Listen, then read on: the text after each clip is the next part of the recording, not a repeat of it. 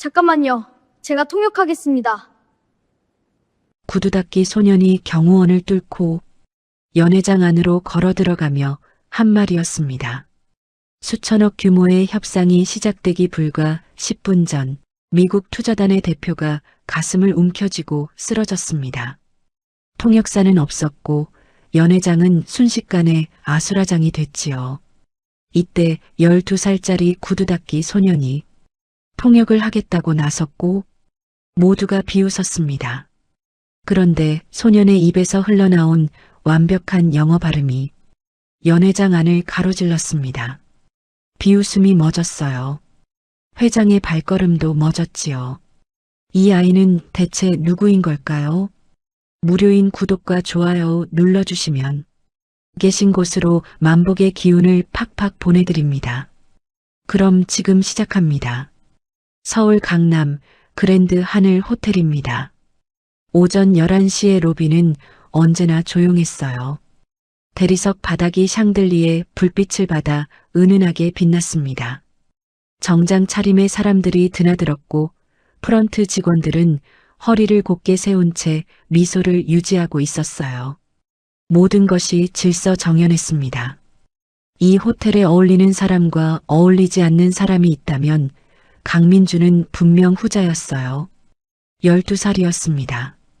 낡은 운동화에 무릎이 해진 청바지, 등에는 낡은 구두통 가방을 메고 있었어요. 손가락 끝에는 검은 구두약이 베어 있었습니다. 아무리 씻어도 지워지지 않는 자국이었어요. 민주는 호텔 정문 옆 계단 끝에 자리를 잡고 앉아 손을 움직였습니다. 매일 오전 이 자리였어요. 호텔 측에서 쫓아내지 않는 건 이유가 있었지요. 이 소년이 구두를 닦으면 거울처럼 빛이 난다는 것을 단골 투숙객들이 알고 있었거든요. 손을 움직이면서 어제 번 돈을 머릿속으로 계산했습니다. 구두 12켤레, 4시간, 5만 원이 조금 넘었어요. 오늘도 비슷하면 이번 달 고아원 식비에 보탬이 될 거였지요. 원장 선생님 박수님 여사가 늘 말씀하셨습니다.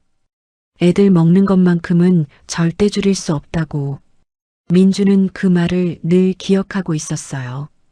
한국에 온 지 6달이 지났습니다. 미국 시애틀에서 태어났어요. 아버지는 한국인이었고 어머니는 한국계 미국인이었지요. 민주는 태어나서 쭉 영어를 써왔습니다. 집안에서는 아버지가 한국어도 가르쳤어요. 한국 사람의 뿌리를 잊지 않았으면 한다고 했지요. 그래서 민주는 영어와 한국어를 모두 할 수 있었습니다. 그런데 2해 전 모든 것이 사라졌어요. 아버지가 먼저 떠났습니다. 빗길 교통사고였어요. 어머니는 같은 사고에서 살아남았지요. 하지만 그 이후 몸이 급격히 나빠졌습니다. 2년을 버텼어요. 민준이 10살이 되던 해 어머니마저 세상을 떠났지요. 민준만 혼자 남았습니다. 미국 사회복지기관에 잠시 맡겨졌다가 스스로 결심했어요. 한국으로 가겠다고요. 아버지의 고향이었습니다. 아버지가 가끔 말씀하시던 곳이었어요. 언젠가 함께 가보자고 했던 곳이었지요. 혼자 왔습니다. 12살짜리 혼자였어요. 박수님 여사가 받아줬지요. 고아원 문을 두드렸을 때 여사는 아무것도 묻지 않았습니다. 그냥 들어오라고 했어요. 영어는 숨겼습니다. 할 수 있다는 걸 굳이 알릴 이유가 없었어요. 미국에서 나고 자랐으니 영어는 모국어나 다름없었지요. 하지만 이 호텔 앞 계단에서 구두를 닦는 소년이 원어민 수준의 영어를 한다는 걸 아는 사람은 아무도 없었습니다. 아직은 때가 아니라는 생각이었어요. 뭔가를 알아내기 전까지는 조용히 있어야 한다고 느꼈지요. 아버지의 죽음이 단순한 사고가 아닐 수도 있다는 것을 민주는 알고 있었거든요. 그때였어요. 호텔 정문이 활짝 열렸습니다. 검은색 차량 3대가 연이어 정차했어요. 정장 차림의 서양인들이 줄줄이 내렸지요. 영어가 들렸습니다. 미국 억양이었어요. 민주는 소를 멈추지 않았어요. 하지만 귀는 자연스럽게 그쪽으로 향했지요.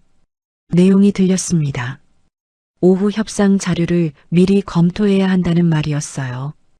일정이 빠듯하다는 말이었지요. 그리고 제임스의 컨디션이 오늘따라 좋지 않다는 말도 들렸습니다. 민주는 그 말들을 하나도 빠짐없이 알아들었어요. 물론 표정 하나 바뀌지 않았지요. 그렇게 평범한 오전이 흘러가고 있었습니다.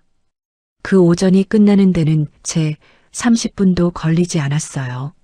로비 안쪽에서 소리가 들렸습니다.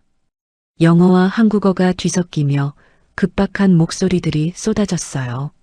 민주는 소를 내려놓고 정문 안으로 들어섰지요. 사람들이 연회장 입구 쪽에 몰려 있었습니다. 문이 반쯤 열려 있었어요. 안에서 공포에 가까운 영어 목소리들이 터져 나오고 있었지요. 하늘그룹 임원들이 문 앞에서 서로를 쳐다보며 발만 동동 구르고 있었어요. 아무도 무슨 말인지 알지 못했습니다. 민주는 안을 들여다봤어요. 미국 대표단 중 한 명이 의자에서 미끄러지듯 쓰러지고 있었습니다. 가슴을 움켜쥔 손이 힘없이 떨렸어요. 얼굴빛이 하얗게 변해가고 있었지요. 수행원들이 영어로 외치고 있었습니다. 민주는 그 말을 알아들었어요. 심장이라고 했습니다. 약이 필요하다고 했어요. 니트로글리세린이라는 단어가 들렸지요. 민주는 구두통을 내려놓았습니다. 경호원이 손을 들어 막았어요. 저분 지금 심장 발작이에요. 약이 있다고 하는데 아무도 못 알아듣고 있잖아요. 경호원이 멈칫했습니다. 민주는 그 틈을 놓치지 않았어요. 안으로 들어갔지요. 연회장이 순간 조용해졌습니다. 구두약이 벤 손, 낡은 운동화, 12살짜리 소년이 수십 명의 시선을 한 몸에 받으며 연회장 한가운데 서 있었어요. 황당하다는 표정들이었습니다. 이게 무슨 상황이냐는 눈빛들이었지요. 하지만 소년은 주저하지 않았어요. 수행원들에게 걸어가 영어로 약 위치를 물었습니다. 빠르고 정확한 발음이었어요. 수행원 한 명이 굳어버렸지요. 한국의 어린 소년이 완벽한 미국 억양으로 영어를 하고 있었거든요. 정신을 차리고 대답했어요. 안주머니에 있다고요. 민주는 한국어로 외쳤습니다. 안주머니에 심장약 있어요. 혀 밑에 넣어드려야 해요. 삼키는 게 아니에요. 그때 연회장 안쪽 문이 열렸습니다. 하늘그룹 회장 윤대식이 들어왔어요. 70대 초반이었지요. 머리가 희었고 눈빛이 날카로웠습니다. 50년 기업을 이끌어온 사람만이 가질 수 있는 눈이었어요. 윤대식은 연회장 안을 훑었습니다. 구두약이 벤 손을 한 12살 소년을 봤어요. 황당하다 싶었지요. 그냥 지나치려 했습니다. 그 순간이었어요. 소년의 입에서 흘러나온 영어가 연회장을 가로질렀습니다. 완벽한 발음이었어요. 미국 현지인과 다를 바 없는 억양이었지요. 윤대식의 발걸음이 멎었습니다. 저 소년이 방금 한 말이 맞는 건지요. 이 아이는 대체 누구인 걸까요? 강민준이 처음 구두통을 매게 된 건 한국에 온 지 2달이 지났을 때였습니다. 서울 마포구 한강 고아원. 아이들이 18명이었어요. 방이 4개였고 마당이 하나 있었지요. 낡은 건물이었지만 깨끗했습니다. 원장 박수님 여사가 그것만큼은 양보하지 않았거든요. 민주는 처음 왔을 때 말이 없었습니다. 한국말은 할 줄 알았어요. 아버지가 집에서 늘 한국어로 말을 걸었거든요. 어머니도 마찬가지였지요. 두 사람은 집 안에서는 반드시 한국어를 썼습니다. 민준이 한국 사람의 뿌리를 잊지 않았으면 한다고 했어요. 그래서 민준의 한국어는 어색하지 않았지요. 하지만 말을 하고 싶지 않았습니다. 그냥 조용히 있고 싶었어요. 박수님 여사는 기다려줬습니다. 서두르지 않았어요. 밥을 먹으라고 했고 자라고 했지요. 그게 다였습니다. 뭘 묻지 않았어요. 왜 왔냐고, 부모는 어디 있냐고, 앞으로 어떻게 할 거냐고, 아무것도 묻지 않았지요. 민주는 그것이 고마웠습니다. 말로 표현하지는 않았지만요. 한 달이 지났어요. 민주는 고아원 살림이 넉넉하지 않다는 걸 알게 됐습니다. 후원이 끊기는 달이 있었어요. 식재료를 줄이는 날이 있었지요. 박수님 여사는 아이들 앞에서 내색하지 않았지만 민주는 들었습니다. 늦은 밤 혼자 앉아 한숨을 쉬던 소리를요. 그래서 구두통을 맸어요. 처음엔 동네 골목이었습니다. 구두 한 켤레에 2,000원을 받았지요. 하루에 대여섯 켤레, 10,000원 남짓이었어요. 그 돈을 박수님 여사 책상 서랍에 슬며시 넣어뒀습니다. 여사는 알면서도 모른 척했어요. 그것이 두 사람 사이의 약속 같은 거였지요. 2달 뒤 민주는 그랜드 하늘 호텔 앞으로 자리를 옮겼습니다. 이유가 있었어요. 아버지의 이름은 윤준혁이었습니다. 한국에서 태어나 대학을 졸업하고 미국으로 건너간 사람이었어요. 민주는 아버지가 하늘그룹과 연결돼 있다는 것을 어렴풋이 알고 있었지요. 아버지 지갑 안쪽에 낡은 사진이 한 장 있었거든요. 흐릿하고 색이 바랜 사진이었어요. 젊은 남자가 고층 빌딩 앞에서 찍은 사진이었지요. 빌딩 유리 외벽에 작게 반사된 로고가 있었습니다. 하늘그룹이었어요. 민주는 그 사진을 보고 이 호텔 앞을 선택했습니다. 아버지가 왜 죽었는지 알고 싶었어요. 사고라고 했습니다. 모두가 그렇게 말했어요. 하지만 민주는 달랐지요. 그날 아버지가 전화를 받던 목소리를 기억하고 있었습니다. 낮고 긴장된 목소리였어요. 전화를 끊고 나서 아버지의 손이 떨렸지요. 핸들을 잡은 손이었습니다. 민주는 그것을 뒷좌석에서 봤어요. 그리고 어머니였습니다. 어머니는 그 사고에서 살아남았어요. 하지만 몸이 급격히 나빠졌지요. 아버지가 떠난 뒤 어머니는 민준을 혼자 키웠습니다. 2년을 버텼어요. 그런데 민준이 10살이 되던 해 어머니도 세상을 떠났지요. 지병이었습니다. 임종 직전 어머니는 민준에게 작은 봉투 하나를 건넸어요. 아버지 사진이 들어 있었습니다. 그리고 짧은 메모가 있었지요. 한국에 가면 하늘그룹을 찾아보라고 했어요. 아버지의 진실이 거기 있을 거라고 했지요.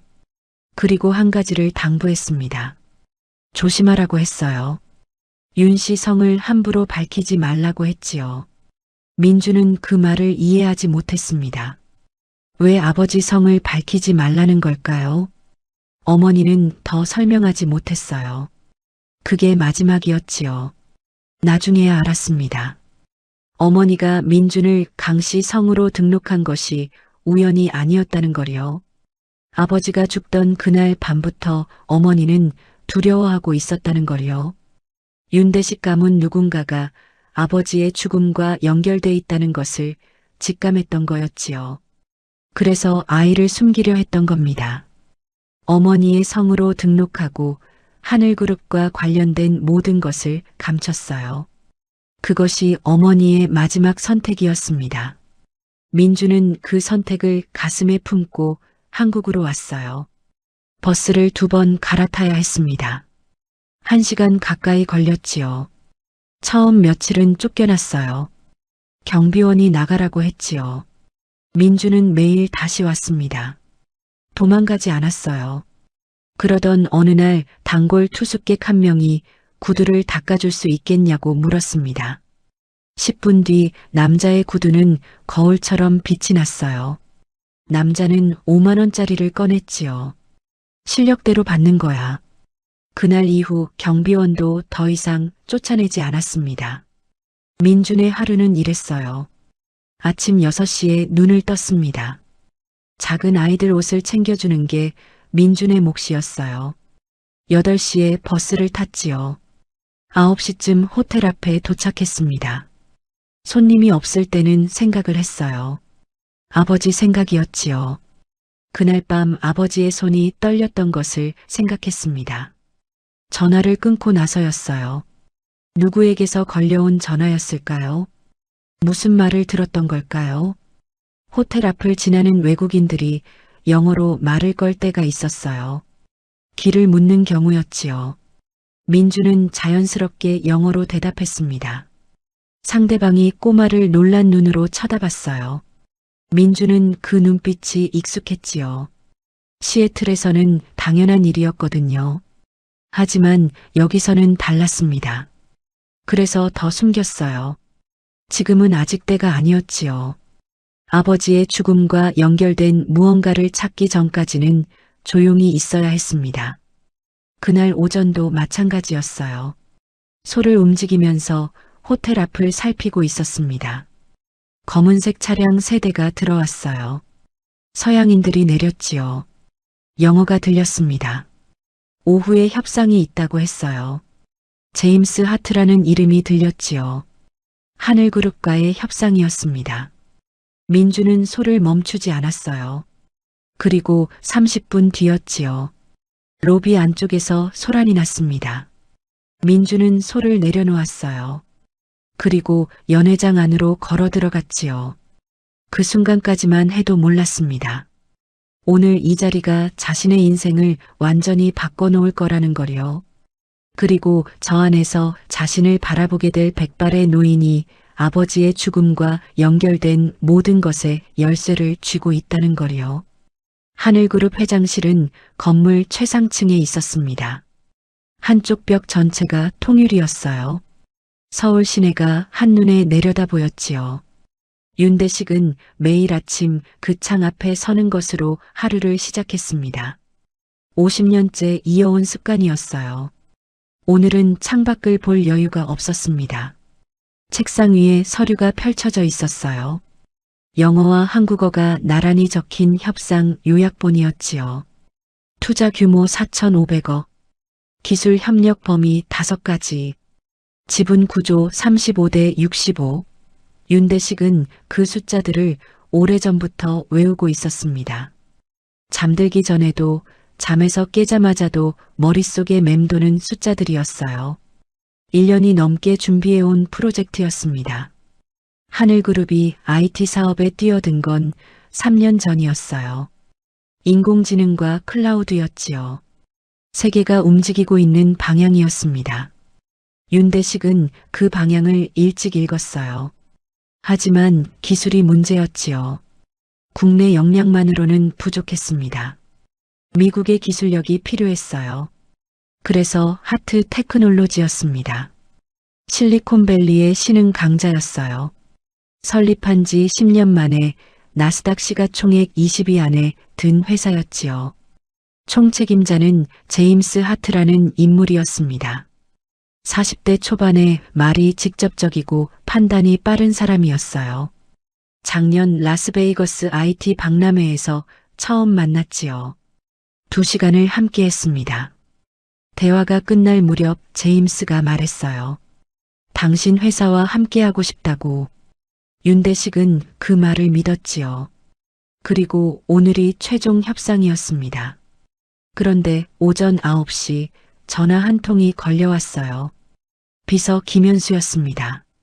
목소리가 조심스러웠지요. 회장님, 통역사 박세준 씨가 오늘 아침 갑자기 쓰러졌습니다. 급성 맹장이라고 합니다. 지금 수술 중이에요. 윤대식은 잠시 말이 없었어요. 박세준은 IT 분야 전문 통역사였습니다. 하늘그룹과 4년째 함께 일한 사람이었어요. 기술 용어부터 비즈니스 협상 표현까지 꿰고 있었지요. 이번 협상을 위해 6개월 전부터 함께 준비해온 사람이었습니다. 그 사람이 오늘 오지 못한다는 거였어요. 대체 인력 3명이 왔습니다. 첫 번째 통역사는 기술 용어에서 막혔어요. 클라우드 마이그레이션을 엉뚱하게 옮겼지요. 윤대식의 표정이 굳었습니다. 즉시 내보냈어요. 두 번째는 발음이 문제였습니다. 제임스 하트는 말이 빠른 사람이었어요. 통역사가 따라가질 못했지요. 협상 흐름이 끊길 게 뻔했습니다. 안 되겠어. 세 번째 통역사는 회장실에 들어서자마자 손이 떨렸어요.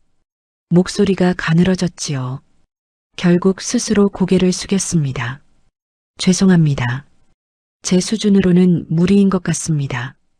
회장실이 조용해졌어요. 전략실장 오준혁이 입을 열었습니다.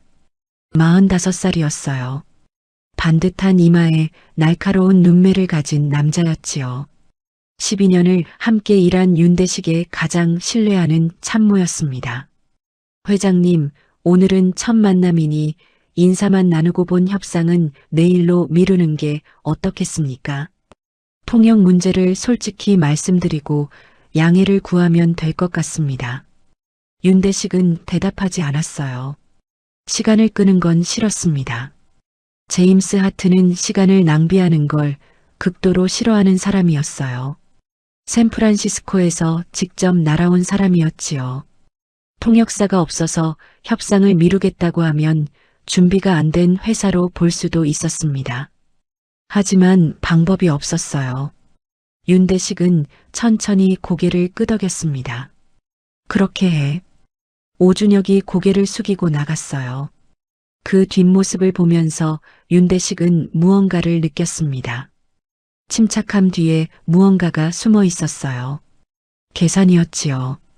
윤대식은 그것을 알아챘습니다. 50년 동안 사람을 읽어온 눈이었어요. 하지만 지금은 달리 방법이 없었지요. 그때 비서가 뛰어들어왔습니다.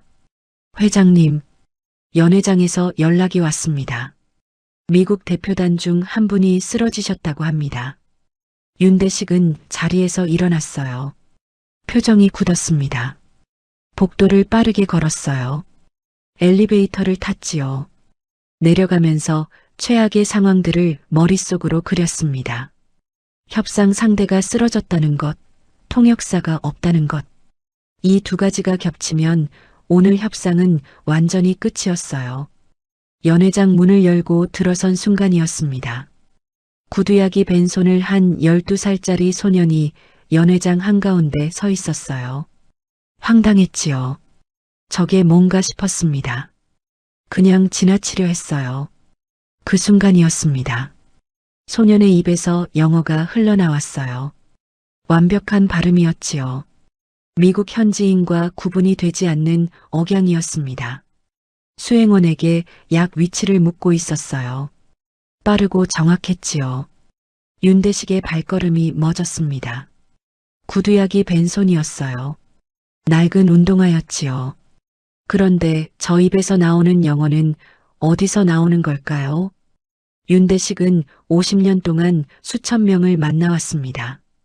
그런 그가 12살짜리 구두 닦기 소년 앞에서 발걸음을 멈추고 있었어요. 이 아이는 대체 누구인 걸까요? 연회장 문이 열렸습니다. 윤대식이 안으로 들어섰어요. 오준혁이 그 뒤를 따랐지요. 세 걸음도 채 걷기 전에 상황이 한눈에 들어왔습니다. 테이블 한쪽이 뒤집혀 있었어요. 물컵이 바닥에 굴렀지요. 미국 대표단 수행원 4명이 한 남자를 둘러싸고 있었습니다. 그 남자가 의자에서 흘러내리듯 쓰러져 가슴을 두 손으로 움켜쥐고 있었어요. 얼굴빛이 하얗게 변해 있었지요. 입술이 파르르 떨렸습니다. 제임스 하트였어요. 오늘 협상의 최종 결정권자였지요. 그가 지금 바닥에 쓰러져 있었습니다. 수행원들이 영어로 외치고 있었어요. 빠르고 격한 목소리였지요. 하늘그룹 임원들은 그 목소리를 듣고 당황한 표정으로 서로를 쳐다봤습니다. 무슨 말인지 알아듣는 사람이 아무도 없었어요. 수행원 한 명이 임원의 팔을 잡고 흔들었지요. 임원은 어쩔 줄 몰라 굳어버렸습니다. 호텔 담당자가 달려왔어요. 무슨 말씀을 하시는 건지 알아듣지 못하겠다고 했지요. 수행원이 더 크게 외쳤습니다. 담당자는 두 손을 들어 보이며 어쩔 줄 몰랐어요. 누군가 물을 가져왔고 다른 누군가는 부채질을 했지요.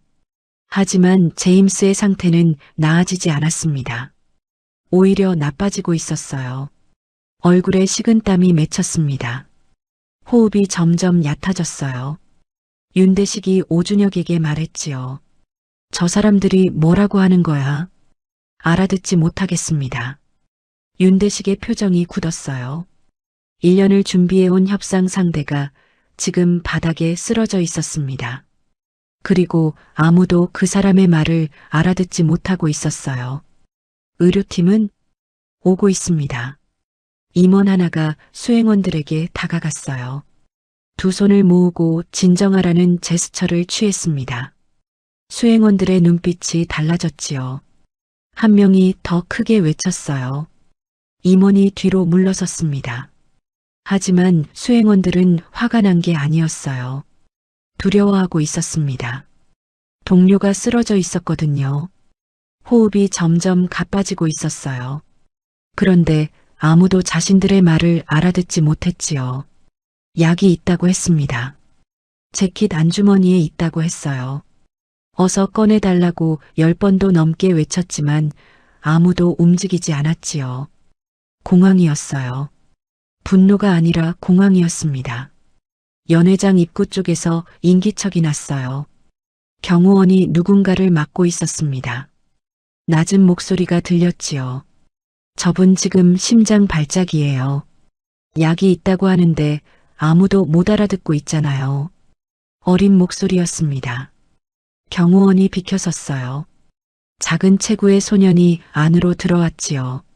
낡은 운동화에 구두통 가방, 손가락 끝이 거무스름한 12살짜리 소년이었습니다. 연회장이 순간 조용해졌어요. 소년은 주저하지 않았습니다. 수행원들에게 걸어갔어요. 그리고 영어로 입을 열었지요. 완벽한 미국 억양이었습니다. 약이 어디 있는지, 안주머니에 있는지 물었어요. 수행원들이 굳어버렸습니다. 한국의 어린 구두닦이 소년이 완벽한 영어를 하고 있었어요. 한 명이 정신을 차리고 대답했지요. 맞다고, 안주머니에 있다고 했어요. 소년이 한국어로 외쳤습니다. 안주머니에 심장약 있어요. 혀 밑에 넣어드려야 해요. 삼키는 게 아니에요. 임원이 달려가 재킷을 열었어요. 약통이 나왔지요. 수행원이 제임스 곁에 무릎을 꿇고 조심스럽게 약을 건넸습니다. 제임스의 입술이 열렸어요. 20초가 지났습니다. 30초가 지났어요. 연회장이 숨을 죽이고 있었지요. 아무도 말하지 않았습니다. 제임스의 손이 천천히 풀렸어요. 가슴을 쥐던 손이었지요. 호흡이 조금씩 안정됐습니다. 얼굴빛이 돌아오기 시작했어요. 수행원 한 명이 소년을 봤습니다. 눈이 빨개져 있었어요. 영어로 감사하다고 했지요. 조금만 늦었으면 위험했을 거라고 했어요. 소년이 그 말을 한국어로 옮겼습니다. 고맙다고 했어요. 조금만 늦었으면 위험했을 거라고요. 윤대식은 소년을 봤습니다. 구두통 가방, 거무스름한 손, 낡은 운동화, 그리고 조금도 흔들리지 않는 눈빛이었어요. 수십 명이 보는 앞에서 수천억짜리 협상장 한가운데서 이 소년은 겁을 먹지 않았습니다. 완벽한 영어로 상황을 지휘했어요. 윤대식의 가슴 어딘가가 조용히 흔들렸습니다. 저 영어는 어디서 나오는 걸까요? 저 담담함은 어디서 오는 걸까요? 구두약이 벤 손을 가진 12살짜리 소년이 어떻게 저런 영어를 할 수 있는 걸까요? 그때 호텔 의료팀이 연회장으로 들어왔어요. 소년이 슬그머니 뒤로 물러섰습니다. 나가려는 기색이었지요. 윤대식이 말했어요. 잠깐. 소년이 멈췄습니다. 돌아봤어요. 두 사람의 눈이 마주쳤지요. 백발의 70대 노인과 구두약이 벤 손을 한 12살 소년이었습니다. 연회장 안의 모든 소란이 잠깐 멀어지는 것 같았어요. 이름이 뭐야? 소년이 대답했습니다. 강민준이요. 윤대식은 그 이름을 가만히 되뇌었어요. 강민준. 어딘가 걸리는 이름이었지요. 그런데 왜 걸리는지는 알 수 없었습니다. 그리고 한 가지가 더 마음에 걸렸어요. 저 아이가 영어를 하는 이유였습니다. 미국식 억양이었어요. 독학으로 나올 수 있는 발음이 아니었지요. 미국에서 살았거나 미국인과 함께 자랐거나 둘 중 하나였습니다. 윤대식은 아직 몰랐어요. 그 두 가지 모두가 사실이라는 걸요. 그리고 그 사실이 자신과 얼마나 깊이 연결돼 있는지를요. 제임스 하트가 의료팀에 실려나가고 연회장이 조용해졌습니다. 직원들이 흩어진 서류를 줍고 뒤집힌 테이블을 바로 세웠어요. 10분 전의 혼란이 거짓말처럼 정리되고 있었지요. 하지만 공기는 달랐습니다. 무언가 큰 일이 지나간 자리에 무거움이 남아 있었어요. 윤대식이 민준에게 다가왔습니다. 민준은 구두통 가방 끈을 두 손으로 쥔 채 서 있었어요. 백발의 노인이 가까이 올수록 어깨가 조금씩 긴장됐지요. 윤대식은 민준 앞에 섰습니다. 키 차이가 컸어요. 하지만 민준은 시선을 내리깔지 않았지요. 윤대식이 물었습니다. 영어를 어디서 배웠어? 미국에서요. 미국? 네. 거기서 태어났어요. 윤대식은 잠시 소년을 살폈습니다. 낡은 운동화, 구두약이 벤 손, 등에 맨 구두통 가방, 그리고 또렷한 눈빛이었어요. 미국에서 태어난 아이가 왜 이 호텔 앞에서 구두를 닦고 있는 걸까요? 설명이 되지 않았습니다. 학교는 한국 중학교 다녀요. 1학년이에요. 부모님은? 민준이 잠깐 멈췄습니다. 그리고 짧게 대답했어요. 없어요. 윤대식의 눈빛이 미세하게 흔들렸습니다. 하지만 내색하지 않았어요. 그저 고개를 한번 끄덕였지요. 오늘 고마웠어. 아니에요. 들려서 한 거예요. 그 말이 윤대식의 가슴에 걸렸습니다. 들려서 한 거라고. 보상을 바란 것도 아니었고 나서려고 한 것도 아니었어요. 그냥 들렸으니까 그냥 한 거라고. 50년 동안 수천 명을 만나온 윤대식이었지요. 그 중에 이렇게 말하는 사람은 드물었습니다. 민준이 몸을 돌렸어요. 나가려는 기색이었지요. 그때 오준혁이 끼어들었습니다. 잠깐요. 오준혁이 민준 앞에 섰어요. 윤대식보다 낮은 목소리였지만 날이 서 있었지요. 영어 실력이 어느 정도예요? 그냥 원래 쓰던 거예요. 미국에서 얼마나 살았어요? 태어나서 쭉요. 한국 온 건 6달 됐어요. 오준혁은 민준의 눈빛이 불편했어요. 아이답지 않게 흔들리지 않았거든요. 무언가를 찾고 있는 사람의 눈빛이었지요. 부모님이 없다고 했는데 어떻게 된 거예요? 민준은 대답하지 않았어요. 윤대식에게는 없다고 했습니다. 같은 말을 반복하기가 싫었지요. 게다가 오준혁의 물음은 궁금해서 하는 것 같지 않았어요. 확인하려는 것 같았습니다. 무언가를 조사하듯 묻고 있었지요. 윤대식이 오준혁을 봤어요. 됐어. 오준혁이 입을 다물었습니다. 고개를 숙였어요. 윤대식이 민준을 봤지요. 그리고 말했습니다. 오늘 자리 비운 것, 구두 못 닦은 것, 이걸로 해. 비서가 봉투를 내밀었어요. 민준은 받지 않았습니다. 그냥 한 거라서요. 알아. 그래서 주는 거야. 민준은 봉투를 받습니다. 평소라면 받았을 거예요. 고아원 식비가 떠올랐을 거고 박수님 여사의 한숨소리가 떠올랐을 겁니다. 하지만 지금은 손이 움직이지 않았어요. 이유를 설명할 수 없었지요. 괜찮아요. 정말로요. 윤대식은 잠시 소년을 봤습니다. 억지로 쥐어주지 않았어요. 그 대신 말했지요. 강민준이라고 했지. 네. 기억해둘게. 민준은 그 말의 무게를 잘 몰랐어요. 하늘그룹 회장이 12살 구두닦이 소년의 이름을 기억해두겠다는 게 어떤 일인지 민주는 그냥 고개를 한번 끄덕였습니다. 그리고 연회장을 나왔어요. 복도를 걸으면서 가슴이 아직 두근거렸지요. 무서워서가 아니었습니다. 저 백발의 노인이 자신을 바라보던 눈빛이 머릿속에서 지워지지 않았어요.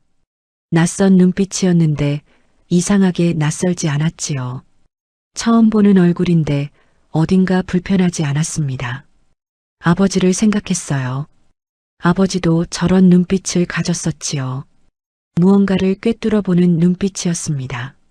사람을 오래 들여다보다가 딱 한마디를 하는 사람이었어요. 회장이 꼭 그랬지요. 기억해두겠다는 말 한마디였지만 그 말이 가볍지 않다는 걸 민준도 느꼈습니다. 엘리베이터 버튼을 눌렀어요. 문이 열렸지요. 들어서는 순간 복도 저쪽에서 시선이 느껴졌습니다. 고개를 돌렸어요. 오준혁이었지요. 복도 끝에 서서 민준을 보고 있었습니다. 표정이 없었어요. 그냥 보고 있었지요. 하지만 그 눈빛은 아까보다 더 차가워져 있었습니다. 엘리베이터 문이 닫혔어요. 민주는 문이 닫힌 자리를 한동안 바라봤지요. 저 사람은 왜 저런 눈으로 보는 걸까요? 자신이 뭘 잘못한 걸까요? 나쁜 짓을 한 것도 아니었고 방해를 한 것도 아니었어요. 1층 로비로 나왔습니다. 계단 끝에 아까 내려놓은 구두통이 그대로 있었어요. 민주는 자리에 앉았지요. 소를 꺼냈습니다. 손이 리듬 있게 움직이기 시작했어요. 아무것도 달라진 게 없었습니다. 여전히 같은 계단이었고, 같은 구두통이었고, 같은 손이었어요. 하지만 무언가는 달라진 것 같았지요. 저 안에 하늘그룹이 있었습니다. 아버지의 사진 속 로고가 있는 그 회사였어요. 아버지와 하늘그룹 사이에 무슨 일이 있었던 걸까요? 6달 전 그날 밤 아버지가 전화를 받고 손이 떨렸던 이유가 뭘까요? 솔이 구두 위를 미끄러졌어요.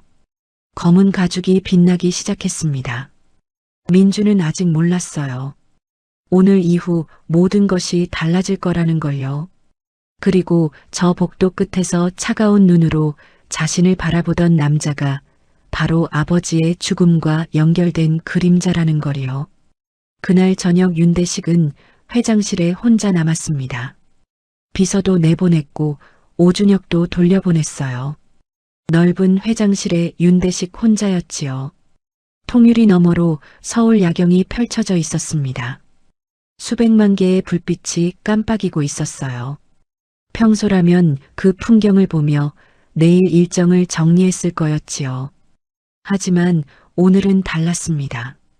머릿속에 12살 소년의 얼굴이 떠나지 않았어요. 윤대식은 책상 서랍을 열었습니다. 안쪽 깊숙한 곳에 사진 한 장이 있었어요. 액자에 넣지 않은 사진이었지요. 모서리가 달아 있었습니다. 오래 만진 흔적이었어요.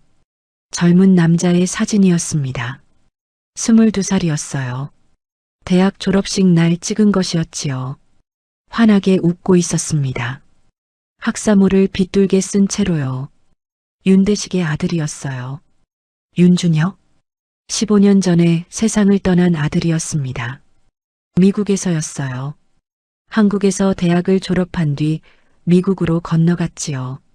아버지 회사를 이어받는 대신 자신만의 길을 가겠다고 했습니다. 윤대식은 반대하지 않았어요. 아들의 눈빛이 진지했거든요. 실리콘밸리에서 일을 시작했습니다. 그리고 거기서 강수연을 만났어요. 한국계 미국인이었습니다. 아들이 조심스럽게 전화를 걸어온 적이 있었어요. 사귀는 사람이 있다고 했지요. 결혼하고 싶다고 했습니다. 윤대식은 반대하지 않았어요. 아들이 행복하면 됐다고 생각했지요. 그런데 그 이후였습니다. 어느 날 새벽 전화가 왔어요. 교통사고라고 했지요. 빗길이었다고 했습니다. 윤준혁이 그 자리에서 숨졌다고 했어요. 27살이었지요. 윤대식은 그 말을 들으면서 아무 말도 하지 못했습니다. 수화기를 들고 그냥 서 있었어요. 얼마나 시간이 흘렀는지 몰랐지요. 그 이후로 아들 이야기를 꺼내지 않았어요. 부인 이 여사도 마찬가지였지요. 두 사람은 그날 이후 아들의 이름을 입 밖에 내지 않았습니다. 상처가 너무 깊었어요. 말로 꺼내는 순간 무너질 것 같았지요. 그래서 묻어뒀습니다. 가슴 깊은 곳에 단단히요. 하지만 잊은 적은 없었어요. 윤대식은 사진을 들여다봤습니다. 아들의 눈매를 봤어요. 그리고 오늘 연회장에서 봤던 소년의 눈매를 떠올렸지요. 겹쳤습니다. 완전히 같지는 않았어요. 하지만 무언가가 겹쳤지요. 눈꼬리가 살짝 내려오는 방식이었습니다. 뭔가를 볼 때 시선이 흔들리지 않는 방식이었어요. 스스로에게 말했습니다. 우연이라고. 닮은 사람은 세상에 얼마든지 있다고. 하지만 마음이 가라앉지 않았어요. 아들이 사고로 세상을 떠난 뒤였습니다.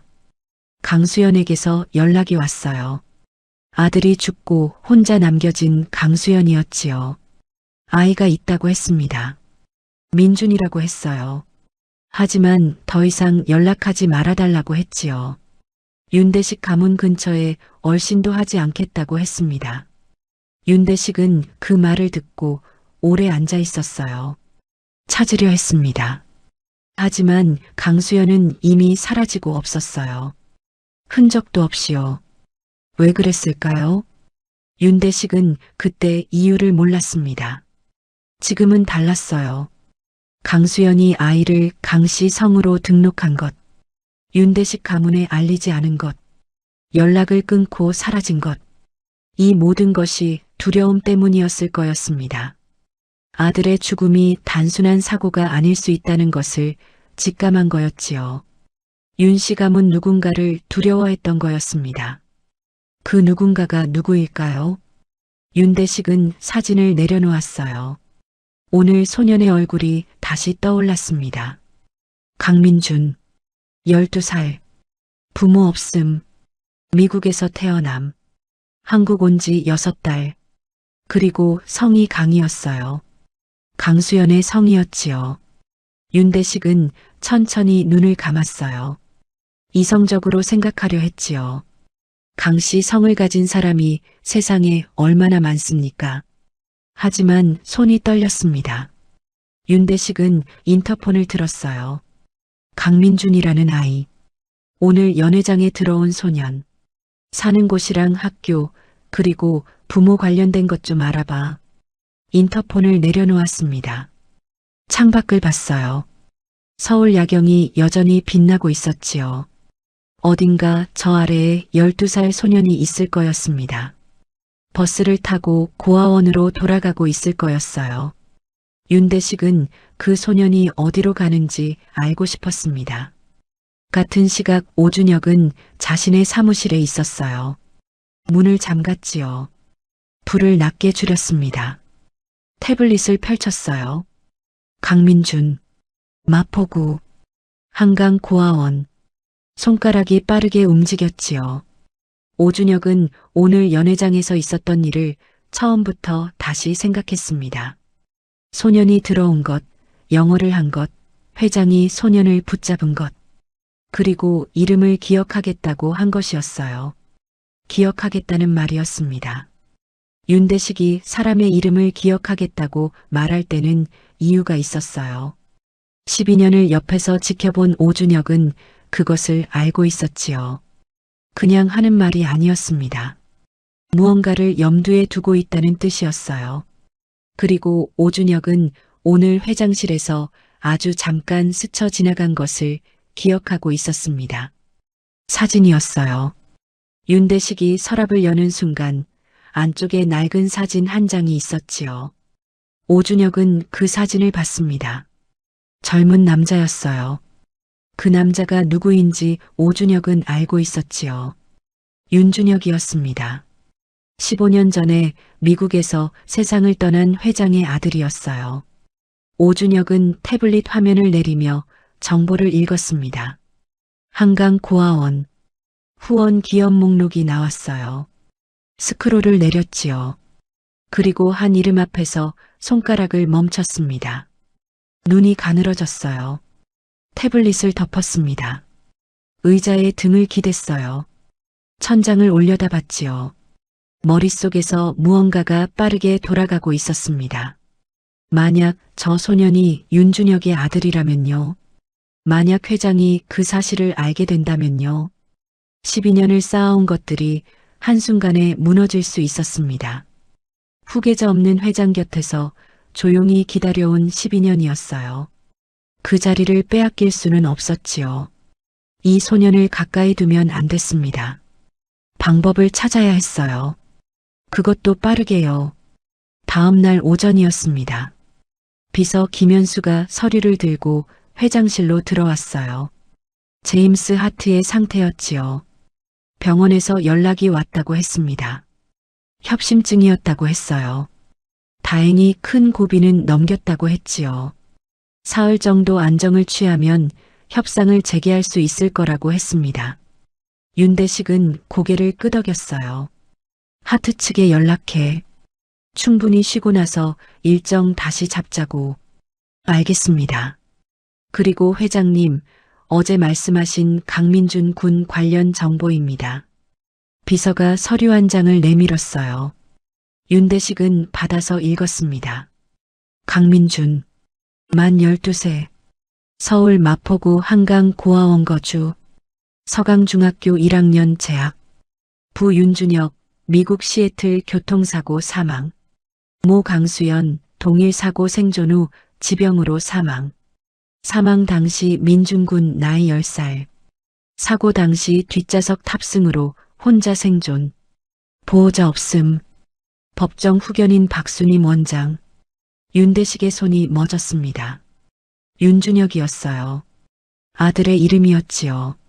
15년 전 미국에서 세상을 떠난 그 이름이었습니다. 그리고 모친이 강수연이었어요. 아들이 사랑했던 여자의 이름이었지요. 윤대식은 서류를 천천히 내려놓았습니다. 모친이 언제 사망했다고? 2년 전입니다. 지병으로요. 사고 이후 건강이 급격히 나빠지셨다고 합니다. 2년 전이었어요. 민준이 10살 때였지요. 아버지를 잃고 어머니마저 잃은 아이가 혼자 한국으로 왔다는 거였습니다. 12살짜리 혼자서요. 윤대식은 창밖을 봤어요. 아무 말이 없었지요. 그리고 한 가지가 더 걸렸습니다. 성이었어요. 아이의 성이 강이었지요. 아버지가 윤준혁인데 왜 아이는 강씨 성을 쓰는 걸까요? 강수연이 의도적으로 어머니 성으로 등록했다는 뜻이었습니다. 아들이 죽고 혼자 아이를 키우면서 왜 윤씨 성을 쓰지 않은 걸까요? 두려워했던 거였지요. 아들의 죽음이 단순한 사고가 아닐 수 있다는 것을 직감했던 거였습니다. 윤씨 가문 누군가를 두려워해서 아이를 숨기려 했던 거였어요. 그 누군가는 누구일까요? 비서가 조심스럽게 물었습니다. 추가로 더 알아볼까요? 아니, 짧게 말했어요. 일단 됐어. 비서가 나갔습니다. 윤대식은 혼자 남았어요. 서류를 다시 집어들었지요. 윤준혁이라는 세 글자와 강수연이라는 세 글자를 나란히 봤습니다.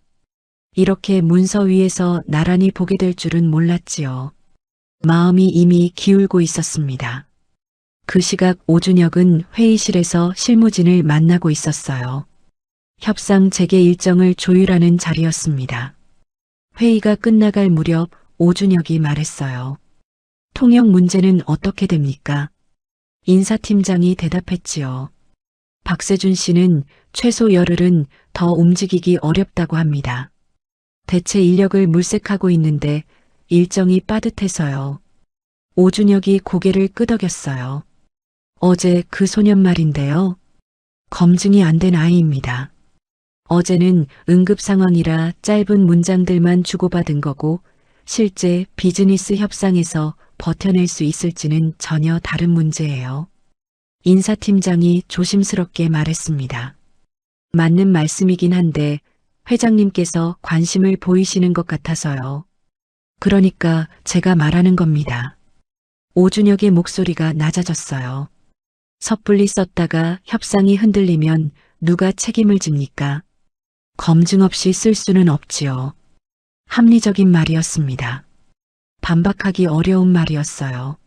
하지만 오준혁이 이 말을 하는 이유가 순수하게 협상 걱정 때문인지는 인사팀장도 알 수 없었지요. 오후였습니다. 윤대식이 오준혁을 불렀어요. 회장실에서 단둘이었지요. 강민준 군 다시 부르려고 해. 오준혁이 표정을 유지했습니다. 내심 예상했던 말이었어요. 어떤 용도로 말씀이십니까? 통역? 하트 측에서 사흘 뒤 협상 재개하자고 연락 왔어. 박세주는 아직 안 되고 대체 인력도 마땅찮다면서. 회장님, 아이가 12살입니다. 알아. 비즈니스 협상 통역은 한 번도 해본 적 없는 아이예요. 실제 협상 테이블에서 전문 용어가 쏟아지면 버텨낼 수 있을지 장담하기 어렵습니다. 윤대식은 오준혁을 봤어요. 틀린 말이 아니었지요. 하지만 오준혁이 이 말을 하는 이유가 순수하게 협상 걱정 때문인지는 확신할 수 없었습니다.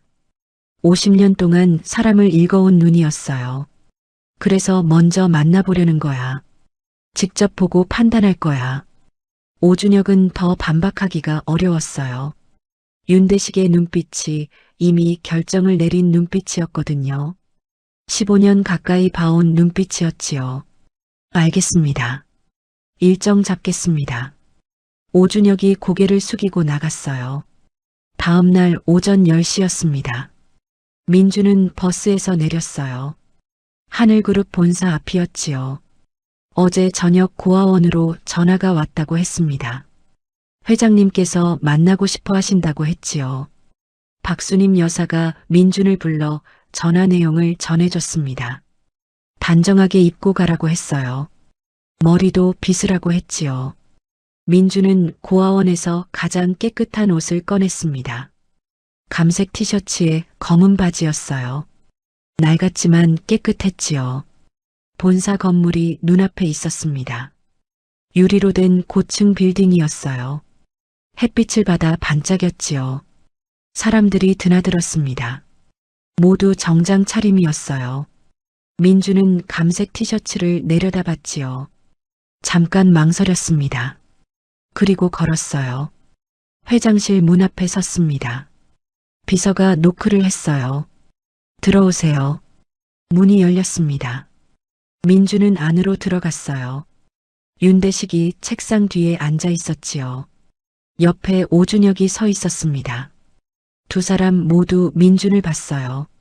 민주는 고개를 숙였지요. 오라고 하셔서 왔어요. 윤대식이 손짓했습니다. 앉아. 민준이 의자에 앉았어요. 윤대식이 말했지요. 오늘 부른 건 부탁이 있어서야. 제임스 하트 대표가 사흘 뒤 협상을 재개하기로 했어. 그런데 통역사가 아직 움직이지 못하는 상황이야. 내가 도와줄 수 있겠어? 민주는 잠시 굳었습니다. 통역이라니요. 영어는 할 줄 알았어요. 하지만 비즈니스 협상 통역은 해본 적이 없었지요. 실제 협상 자리에서 쓰이는 말들이었습니다. 저는 전문 통역사가 아닌데요. 알아. 어려운 용어 나오면 막힐 수도 있어요. 그것도 알아. 윤대식이 말했지요. 그래도 어제 내가 한 거 봤어. 충분히 해낼 수 있어. 민주는 두 사람을 번갈아 봤습니다. 윤대식의 눈빛은 따뜻했어요. 오준혁의 눈빛은 달랐지요. 어제부터 느꼈던 그 눈빛이었습니다. 저울질하는 눈빛이었어요. 민주는 생각했습니다. 할 수 없다고 하면 이 자리를 나가는 거였어요. 다시 계단으로 돌아가는 거였지요. 구두통을 메고 버스를 타는 거였습니다. 그런데 이상하게도 그게 싫었어요. 이 건물 안에 뭔가가 있다는 느낌이었지요. 아버지와 연결된 무언가가요. 해볼게요. 윤대식의 얼굴이 조금 밝아졌습니다. 오준혁은 표정이 없었어요. 그때 윤대식이 잠깐 뜸을 들이다가 물었습니다. 아무렇지 않은 목소리였어요. 하지만 민주는 느꼈지요. 이 질문이 가볍지 않다는 것을요. 어머니 이름이 뭐야? 민준이 고개를 들었습니다. 강수연이에요. 2해 전에 돌아가셨어요. 회장실이 조용해졌습니다. 윤대식이 고개를 끄덕였어요. 더 묻지 않았지요. 하지만 책상 위에 놓인 손이 미세하게 떨렸습니다. 민주는 그것을 보지 못했어요. 시선이 바닥을 향하고 있었거든요. 오준혁은 봤습니다. 윤대식의 손을 봤지요. 그리고 이유를 알았어요. 지금 회장의 머릿속에서 무슨 생각이 돌아가고 있는지 감이 왔습니다. 오준혁의 눈빛이 더 차가워졌어요. 이 소년이 가까이 오면 안 됐습니다. 그런데 회장이 직접 끌어당기고 있었어요. 막을 방법을 찾아야 했지요. 시간이 많지 않았습니다. 사흘이 지났습니다. 민주는 그 사흘을 카페에서 보냈어요. 하늘그룹에서 보내준 협상 자료였습니다. 두꺼운 파일이었어요. 클라우드 인프라 협력안, 기술 이전 조건, 지분 구조서, 모두 영어와 한국어로 나란히 준비되어 있었지요. 첫 페이지를 펼쳤을 때 막막했습니다. 영어 자체는 문제가 없었어요. 태어나서 쭉 써온 언어였거든요. 하지만 내용이 달랐지요. 클라우드 마이그레이션, 데이터 센터 운영 조건, 지분 희석 조항. 일상에서 쓰던 말들이 아니었습니다. 휴대폰으로 하나씩 검색했어요. 의미를 파악하면 한국어로 어떻게 옮길지 생각했지요. 그리고 소리내어 연습했습니다. 커피가 식어도 몰랐어요. 새로 주문하고 다시 자료를 펼쳤지요. 이틀째 되던 날 밤이었습니다. 고아원 방에 앉아 새벽까지 읽었어요. 눈이 감겼지요. 잠깐 눈을 붙였다가 다시 일어났습니다. 알람이 울리기 전이었어요. 자료를 덮고 씻었지요. 오늘이 협상 당일이었습니다. 그랜드 하늘 호텔 연회장이었어요. 사흘 전 제임스 하트가 쓰러졌던 바로 그곳이었지요. 하지만 분위기가 달랐습니다. 테이블이 다시 세팅됐어요. 양측 이름표가 정확하게 놓여 있었지요. 민주는 일찍 도착했습니다. 단정한 옷차림이었어요. 고아원에서 제일 깨끗한 감색 티셔츠였지요. 화장실 거울 앞에서 머리를 여러 번 빗었습니다. 연회장 안으로 들어갔어요. 빈 공간이었지요. 자기 자리를 확인했습니다. 이름표가 놓여 있었어요. 강민준, 통역. 민주는 그 이름표를 보고 멈췄습니다. 손이 가방 끈을 꽉 쥐었어요. 심호흡을 했지요. 사흘 전만 해도 이 연회장에서 구두통을 내려놓고 쓰러진 사람 곁으로 달려갔습니다. 그런 자신이 지금 이름표가 붙은 자리에 앉으려 하고 있었어요. 하늘그룹 측 인원들이 들어왔습니다. 윤대식, 오준혁, 그리고 실무진 5명이었어요. 모두 정장 차림이었지요. 윤대식이 민준을 보고 고개를 끄덕였습니다. 준비됐어? 네. 긴장하지 마. 할 수 있어. 민준은 고개를 끄덕였어요. 하지만 가방 안에 넣어둔 손이 떨렸습니다. 아무도 보지 못했지요. 오준혁이 민준을 봤어요. 평가하는 눈빛이었습니다. 차가웠지요. 민준은 그것을 느꼈어요. 불편했지만 외면했습니다. 오전 10시가 됐어요. 하트 테크놀로지 측이 도착했습니다. 제임스 하트가 먼저 들어왔어요. 사흘 전보다 안색이 훨씬 나아 보였지요. 정장이 반듯했고 걸음이 안정됐습니다. 제임스는 연회장에 들어서자마자 민준을 알아봤어요. 그날 자신을 살린 아이라며 곧장 다가와 손을 내밀었습니다. 악수를 청하는 손이었어요. 민준은 두 손으로 받았지요. 제임스가 윤대식을 향해 말했습니다. 민준이 한국어로 옮겼어요. 회장님, 훌륭한 인재를 두셨네요. 제 목숨을 살린 아이입니다. 윤대식이 웃었습니다. 감사하다고 대답했어요. 모두 자리에 앉았습니다. 협상이 시작됐어요. 첫 안건은 클라우드 인프라 기술 협력 범위였지요. 제임스가 영어로 말했습니다. 민준이 막힘없이 한국어로 옮겼어요. 하늘그룹 측이 답했지요. 민준이 다시 영어로 전달했습니다. 처음에는 떨렸어요. 목소리가 작았습니다.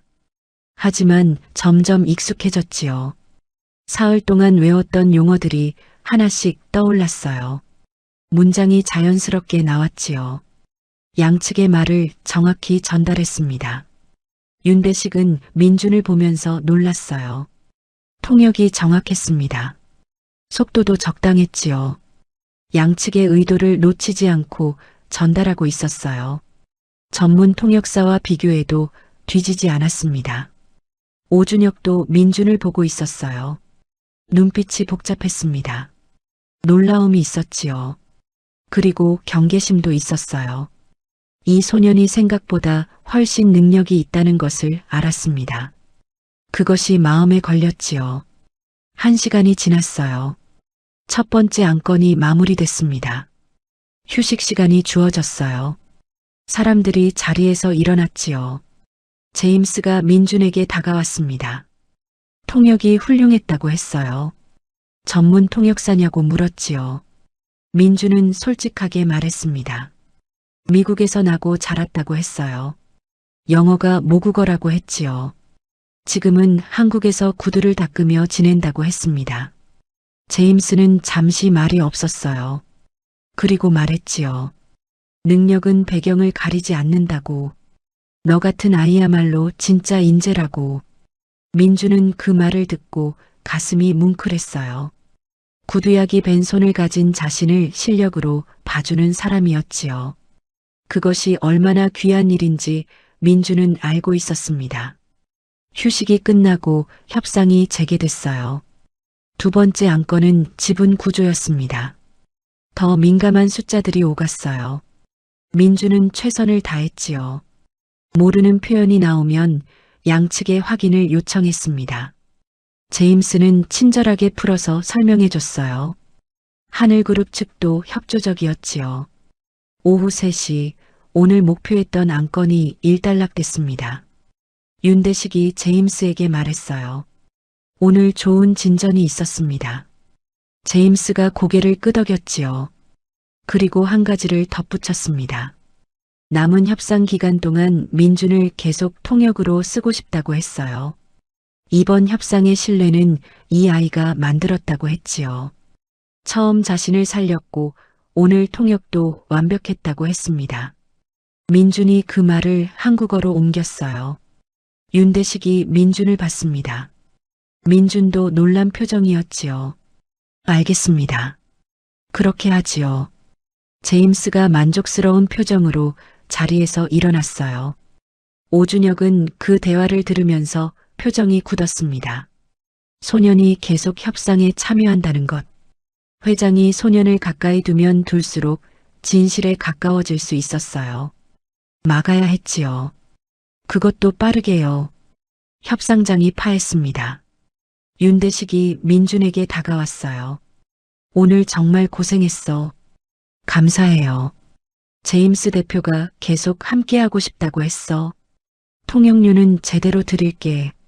하루치가 지금 알바보다 훨씬 많을 거야. 민준은 고개를 끄덕였습니다. 할게요. 윤대식이 만족스러운 표정으로 나갔어요. 민준은 혼자 연회장에 남았습니다. 텅 빈 연회장을 둘러봤어요. 사흘 전 이곳에서 구두통을 내려놓았지요. 오늘 이곳에서 통역이라는 이름표를 달았습니다. 그런데 이상했어요. 기쁘기만 한 게 아니었습니다. 이 기회가 순수하게 주어진 건지 아니면 자신이 모르는 무언가와 연결된 건지 알 수 없었어요. 아버지가 이 회사와 무슨 관계였을까요? 윤대식 회장은 왜 자신의 이름을 기억해 두겠다고 했을까요? 복도를 걸었습니다. 엘리베이터 문이 열렸어요. 들어서는 순간 복도 끝에서 시선이 느껴졌지요. 오준혁이었습니다. 오늘은 달랐어요. 그냥 보고 있는 게 아니었지요. 무언가를 결심한 눈빛이었습니다. 문이 닫혔어요. 민주는 그 눈빛을 떨쳐낼 수가 없었습니다. 저 사람은 지금 무엇을 결심한 걸까요? 협상은 순조롭게 흘러가고 있었습니다. 민준이 통역을 맡은 지 일주일이 지났어요. 매일 오전 10시에 연회장에 나갔지요. 오후 5시까지 통역을 했습니다. 투자 규모, 기술 협력, 계약 조건, 안건들이 하나씩 합의됐어요. 제임스는 민준의 통역에 만족했지요. 윤대식도 마찬가지였습니다. 민준은 구두 닦기 알바를 그만뒀어요. 하루 통역료가 한 달 알바비보다 많았습니다. 처음으로 여유가 생겼어요. 박수님 여사 책상 서랍에 넣어두는 돈이 달라졌지요. 여사는 알면서도 모른 척했습니다. 하지만 눈가가 촉촉해지는 건 숨기지 못했어요. 하지만 민준에게 편안하기만 한 시간은 아니었습니다. 밤마다 생각이 많았어요. 협상이 잘못되면 어떻게 하나? 내일 모르는 용어가 나오면 어떻게 하나? 그런 생각들이 잠을 쫓았지요. 고아원 방 천장을 보며 뒤척이다 날이 밝은 적도 있었습니다. 그리고 오준혁의 눈빛이 마음에 걸렸어요. 매일 연회장에서 마주쳤습니다. 오준혁은 항상 민준을 보고 있었어요. 직접 말을 거는 일은 없었지요. 하지만 그 눈빛이 불편했습니다. 무언가를 준비하고 있는 눈빛이었어요. 어느 날 오후였습니다. 협상이 끝나고 민준이 연회장을 나서려는데 윤대식이 불렀어요. 민준아, 잠깐. 민준이 멈췄습니다. 윤대식이 다가왔어요. 요즘 어디서 지내고 있어? 고아원이요. 마포에 있는데요. 윤대식이 잠시 생각하는 표정을 지었습니다. 그리고 말했어요. 협상 기간 동안 우리 저택 게스트룸을 쓰는 게 어떻겠어? 매일 오고 가면 피곤할 테고 자료 공부할 공간도 필요할 거야. 업무상 필요라서 하는 말이야. 민주는 망설였어요. 회장 저택이라니요. 감당할 수 있을지 몰랐습니다. 하지만 실제로 고아원 생활은 빠듯했어요. 새벽까지 자료를 보고 아침 일찍 나와야 했지요. 통근 시간도 왕복 2시간이었습니다. 감사해요. 그렇게 할게요. 다음 날부터 민주는 저택 게스트룸에서 지냈습니다. 방이 하나, 화장실이 하나, 작은 거실이 있었어요. 고아원과는 비교할 수 없었지요. 창문이 컸고 햇빛이 잘 들어왔습니다. 민주는 침대에 앉아 주변을 둘러봤어요. 일주일 전만 해도 구두통을 메고 계단에 앉아 있었지요. 그런 자신이 지금 회장 저택에 머물고 있었습니다. 며칠이 지났어요. 민준이 본체에 들어갈 일이 생겼습니다. 윤대식이 협상 자료를 서재에 두고 왔다며 가져오라고 했지요. 비서가 안내했어요. 본체 복도 벽에는 사진들이 걸려 있었습니다. 가족 사진이었어요. 젊은 시절 윤대식이 보였지요. 옆에 여자가 있었습니다. 그리고 남자아이가 하나 있었어요. 민주는 걸음을 멈췄습니다. 사진 하나를 자세히 봤어요. 어린 남자아이의 사진이었습니다. 10살쯤 되어 보였어요. 밝게 웃고 있었지요. 민주는 그 얼굴을 보고 가슴이 뛰었습니다. 어딘가 익숙했어요. 서재는 넓었습니다. 벽 세면이 책장이었어요. 책상 위에 자료가 놓여 있었지요. 민주는 자료를 집어들었습니다. 나가려다 책상 한쪽을 봤어요. 액자 하나가 놓여 있었지요. 젊은 남자의 사진이었습니다. 20 남짓으로 보였어요. 복도에서 봤던 남자아이가 자란 모습 같았지요. 민주는 그 사진을 보고 멈췄습니다. 심장이 빠르게 뛰었어요. 민주는 가방에서 지갑을 꺼냈습니다. 지갑 안쪽에 작은 사진이 있었어요. 오래된 사진이었지요. 어머니가 남겨둔 아버지의 유일한 사진이었습니다. 흐릿하고 색이 바랬어요. 두 사진을 번갈아 봤습니다. 닮았을까요? 확신할 수 없었어요. 하지만 무언가가 겹쳤지요. 눈매가 웃을 때 입꼬리가 올라가는 방식이. 민주는 손이 떨렸습니다. 지갑을 도로 넣었어요. 서재를 나왔지요. 복도를 걸으면서 마지막 사진 앞에서 다시 멈췄습니다. 20대 중반쯤의 남자였어요. 정장을 입고 있었지요. 하늘구름 로고가 뒤에 보였습니다. 민주는 그 남자의 오른쪽 쇄골 근처를 봤어요. 작은 점이 있었습니다. 민주는 자신의 오른쪽 쇄골을 만졌어요. 같은 자리에 점이 있었습니다. 어렸을 때부터 있던 점이었지요. 게스트룸으로 돌아왔어요. 침대에 앉았습니다. 자료를 내려놓았어요. 하지만 자료를 볼 수가 없었지요. 저 사진 속 남자는 누구일까요? 왜 아버지 사진과 겹쳐 보이는 걸까요? 그리고 같은 자리의 점은 우연일까요? 같은 시각이었습니다. 오준혁은 사무실에 혼자 있었어요. 문을 잠갔지요. 노트북을 열었습니다. 그리고 저장해둔 파일을 불러왔어요. 본사 계단에서 찍힌 CCTV 영상이었지요. 영상 속에서 윤대식이 계단을 내려오고 있었습니다. 민준이 뒤따라 내려오고 있었어요. 윤대식이 갑자기 휘청거렸지요. 민준이 달려가 팔을 잡았습니다. 지탱했어요. 오준혁은 영상 편집 프로그램을 열었습니다. 영상을 불러왔어요. 윤대식이 휘청거리는 장면을 잘라냈지요. 민준이 앞으로 나가는 장면만 남겼습니다. 편집된 영상을 재생했어요. 이제는 달랐습니다. 민준이 윤대식에게 다가가 손을 뻗는 것처럼 보였어요. 부축하는 게 아니라 밀치는 것처럼 보였지요. 각도가 그렇게 만들었습니다. 오준혁은 만족스러운 표정을 지었어요. 이 영상이면 충분했습니다. 내일 회장에게 보여주면 됐어요. 민준과 윤대식 사이에 균열을 만들면 됐지요. 노트북을 닫았습니다. 창밖을 봤어요. 저 멀리 저택 방향이 보였지요. 게스트룸에 불이 켜져 있을 거였습니다. 12살 소년이 자료를 보고 있을 거였어요. 오준혁은 중얼거렸습니다. 거기서 오래 있을 수 없을 거야. 그런데 오준혁이 모르는 것이 있었어요. 저택 운전기사 박철수가 오늘 저녁 사무실 복도에서 오준혁이 보안팀으로 들어가는 것을 봤다는 거리요. 20년을 윤대식 곁에서 일한 사람이었습니다. 이상하다는 것을 느꼈지요. 그냥 지나칠 수 없었어요. 다음 날 오후였습니다. 오준혁이 회장실로 들어왔어요. 윤대식이 서류를 보고 있었지요. 오준혁은 조심스럽게 자리에 앉았습니다. 회장님, 건강이 걱정됩니다. 요즘 어지럼증이 자주 있으세요? 윤대식이 서류에서 눈을 들었어요. 가끔 있어. 나이 탓이겠지. 그래도 검진을 받아보시는 게 좋을 것 같습니다. 오준혁이 서류 하나를 꺼냈어요. 지난달 정기 검진 결과였지요. 혈압이 조금 높다고 나와 있고 스트레스 관리가 필요하다고 적혀 있습니다.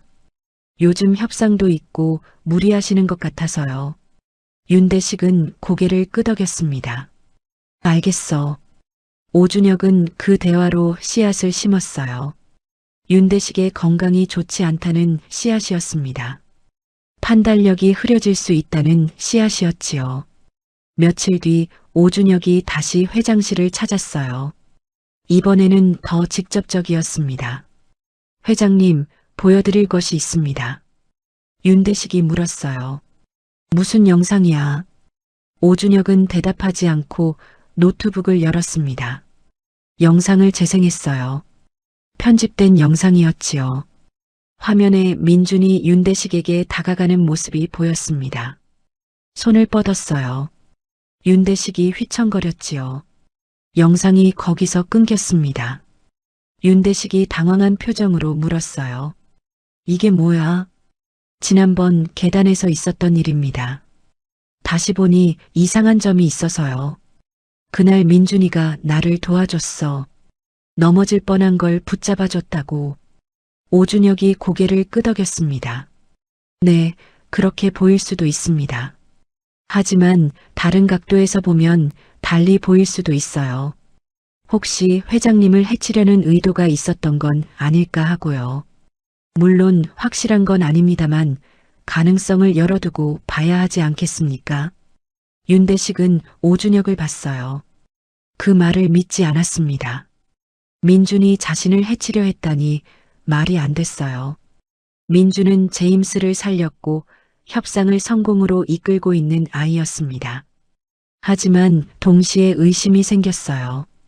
오준혁이 왜 이런 말을 할까요? 이유 없이 말하지는 않았을 거였습니다. 영상도 있었어요. 편집됐을 수도 있었지만 확인할 방법이 없었지요. 최근 건강도 좋지 않았습니다. 어지럼증이 자주 있었어요. 판단력이 흐려지는 것 같았지요. 오준혁은 그 혼란을 감지했습니다. 더 밀어붙였어요. 당분간 거리를 두는 게 어떻겠습니까? 게스트룸에서 내보내고 협상만 진행하는 게 안전하지 않겠습니까? 건강이 최우선이니까요. 윤대식은 대답하지 못했습니다. 오준혁이 나갔어요. 윤대식은 혼자 남았지요. 창밖을 봤습니다. 머릿속이 복잡했어요. 그날 저녁 윤대식은 민준을 서재로 불렀지요. 민준은 무슨 일인지 몰랐습니다. 긴장했어요. 윤대식의 표정이 어두웠지요. 민준은 그 표정을 보고 심장이 내려앉는 것 같았습니다. 당분간 게스트룸에서 나가줘야겠어. 민준은 놀랐어요. 제가 뭘 잘못했나요? 윤대식은 대답하지 않았습니다. 그냥 당분간 그렇게 하는 게 좋겠다고만 했어요. 민준은 억울했습니다. 하지만 항변할 수 없었어요. 윤대식의 태도가 단호했거든요. 민준은 고개를 끄덕였지요. 알겠어요. 서재를 나왔습니다. 게스트룸으로 돌아가 짐을 쌌어요. 많지 않았지요.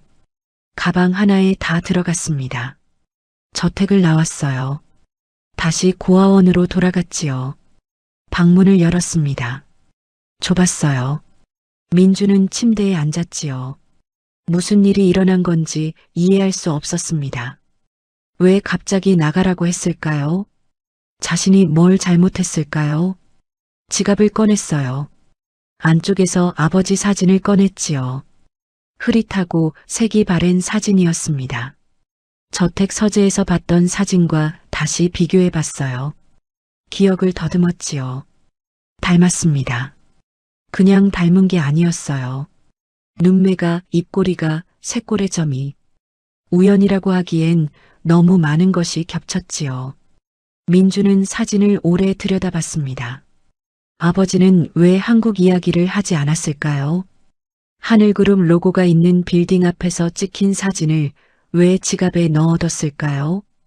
그리고 어머니는 왜 아버지 성이 아닌 자신의 성으로 민준을 등록했을까요? 답이 없었습니다. 같은 시각이었어요. 저택 본체에서 윤대식도 잠을 이루지 못했습니다. 서재 책상에 앉아 있었어요.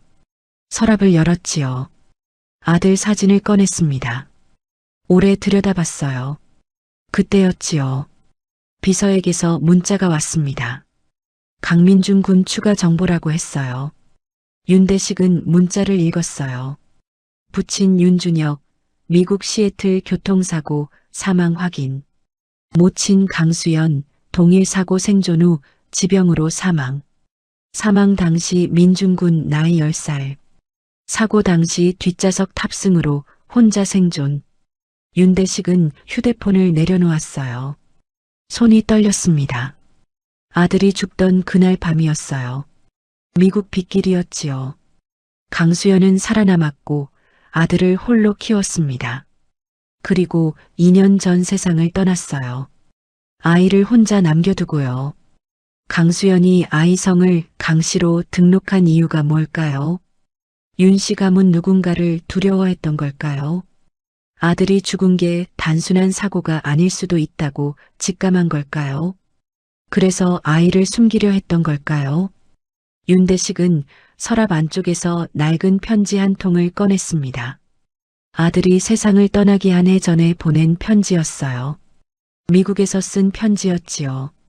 짧았습니다. 아버지, 저 잘 지내고 있어요. 수연이랑 행복합니다. 아이도 생겼어요. 이름은 민준이라고 지었어요. 언젠가 꼭 함께 한국에 가고 싶습니다. 기다려주세요. 윤대식은 그 편지를 읽고 또 읽었습니다. 아들이 보낸 마지막 편지였어요. 그리고 그 편지에 적힌 이름이 민준이었지요. 강민준이었습니다. 윤대식은 인터폰을 들었어요. 오늘 내가 한 결정 말이야. 민준이 게스트룸에서 내보낸 것. 다시 생각해봐야겠어. 인터폰을 내려놓았습니다. 창밖을 봤어요. 저 멀리 고아원이 있는 방향이었지요. 12살 소년이 좁은 방에 앉아 있을 거였어요. 자신이 뭘 잘못했는지 몰라 혼란스러워하고 있을 거였지요. 그때 박철수가 회장실 문을 두드렸습니다. 회장님, 드릴 말씀이 있습니다. 윤대식이 들어오라고 했어요. 박철수가 들어왔습니다. 20년을 윤대식 곁에서 일한 사람이었어요. 표정이 조심스러웠지요. 오준혁 실장이 며칠 전 보안팀에서 CCTV 영상을 가져갔습니다.